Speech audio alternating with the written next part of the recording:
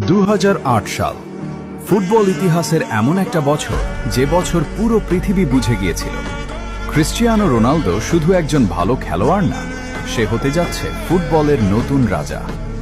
তখন তার বয়স মাত্র 23, কিন্তু মাঠে তার আত্মবিশ্বাস ছিল কিংবদন্তিদের মতো। ম্যানচেস্টার ইউনাইটেডের হয়ে সে সেই মৌসুমে করে 42 গোল। প্রিমিয়ার লিগে একের পর এক অসাধারণ পারফরম্যান্স, ডিফেন্ডারদের জন্য আতঙ্ক হয়ে উঠেছিল সে। এরপর আসে 2008 ইউইএফএ চ্যাম্পিয়ন্স লিগ ফাইনাল, মস্কোর সেই রাত।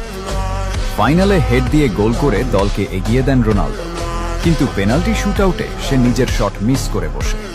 পুরো স্টেডিয়াম থমকে যায়, মনে হচ্ছিল হয়তো এটাই হবে তার সবচেয়ে বড় ব্যর্থতা। কিন্তু ভাগ্য সেদিন অন্য গল্প লিখেছিল। ইউনাইটেড জিতে যায়, আর চোখের জলে হাসতে হাসতে রোনালদো তুলে নেয় নিজের প্রথম চ্যাম্পিয়ন্স লিগ ট্রফি। কিন্তু গল্পটা এখানেই শেষ না। সেই বছরের শেষ দিকে সে জিতে নেয় নিজের প্রথম ব্যালন ড'র। এই এক বছরেই একজন প্রতিভাবান তরুণ থেকে সে হয়ে ওঠে বিশ্বের সেরা ফুটবলার। 2008 শুধু একটা সাল না, এটা ছিল সেই বছর যেদিন ফুটবল বিশ্ব ঘোষণা করেছিল এক নতুন রাজা এসে গেছে।